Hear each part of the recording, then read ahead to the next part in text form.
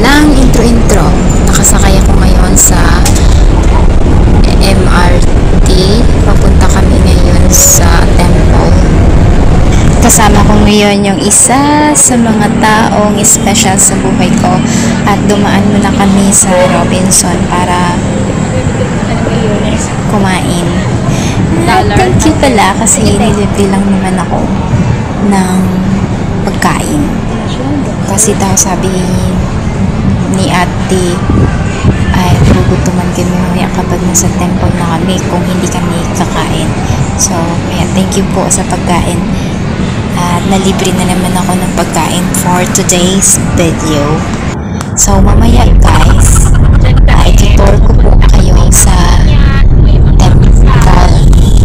Naka 3 rides pala kami bago kami nakarating dito sa temple. So, nag-jeep muna kami, nag-MRT, tapos nag-grab papunta sa temple. Dito na yun sa Quezon City. A few moments later. Hello! So, ayun na nga. Nandito na ako sa temple ngayon. At una, gagawin ko po ay itutur ko kayo sa tunnel.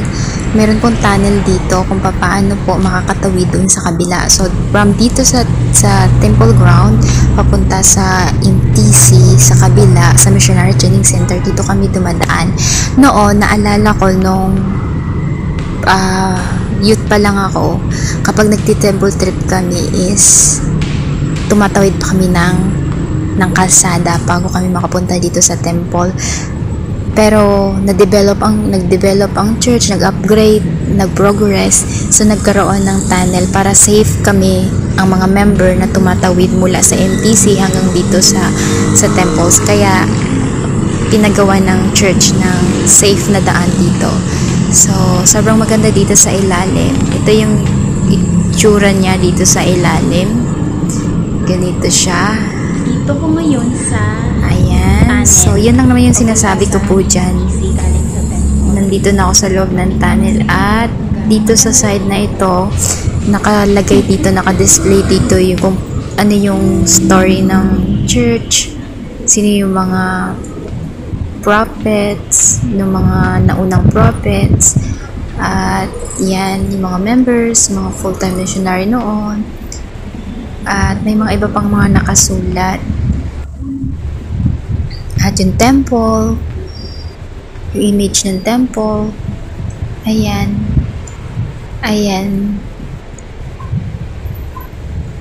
at marami pa pong iba na nakalagay dyan. So, ngayon ay lalakad na po ako dire-diretso para makatawid na po ako dun sa kabila, makapunta po ako sa MTC. So, first time ko po ulit na makapunta dito sa side na ito, sa MTC, sa side na to.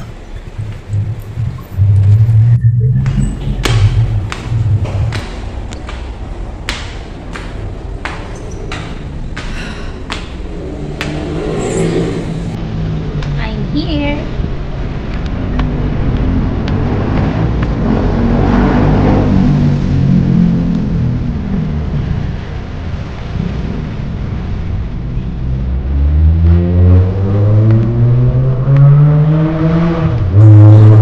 So, ayan, at nakatawid na nga ako. Dito na po ako sa kabila. So, ito-turn ko na po kayo kung anong meron dito sa ground ng Manila Philippines Missionary Training Center ng The Church of Jesus Christ of Latter-day Saints. So, dati, naging din ako kabilang sa training center na ito. So, dati dito rin ako pumasok noon for 19 days bago kami dineploy sa field as bilang full-time missionary. So 6 years after nakalipas, yung last time na nakabisit ako dito. So ngayon ulit ako nakapunta dito sa side na ito. At sarap sa pakiramdam na napuntahan ko ulit yung area na ito. Parang na binabalikan ko yung mga memories ko sa time na nandito ako. Yung mga time, ang layo na ng pagkita. So, ngayon kasi iba the best 2026 ngayon guys, marami na yung makabahin ko kahit maraming mga negativity after that event. So, lakaw-lakaw muna ako Diyan lang kayo.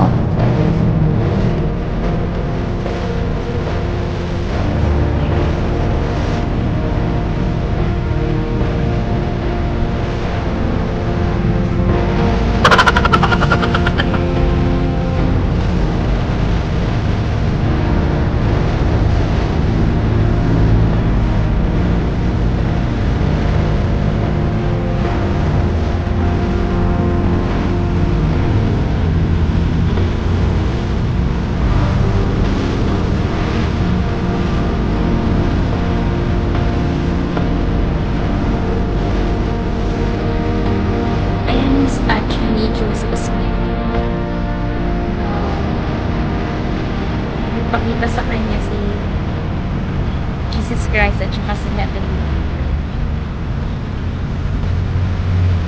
Dahil sa kanyang pananampalataya.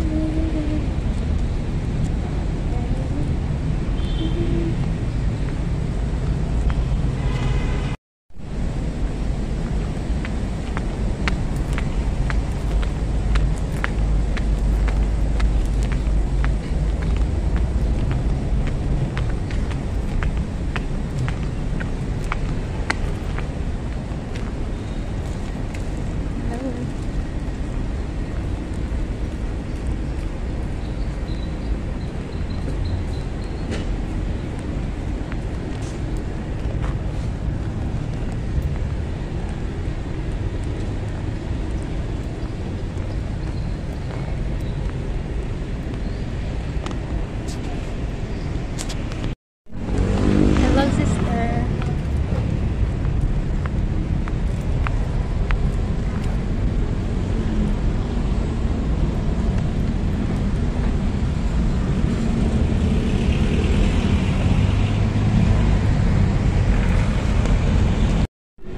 So, dito na ako ulit.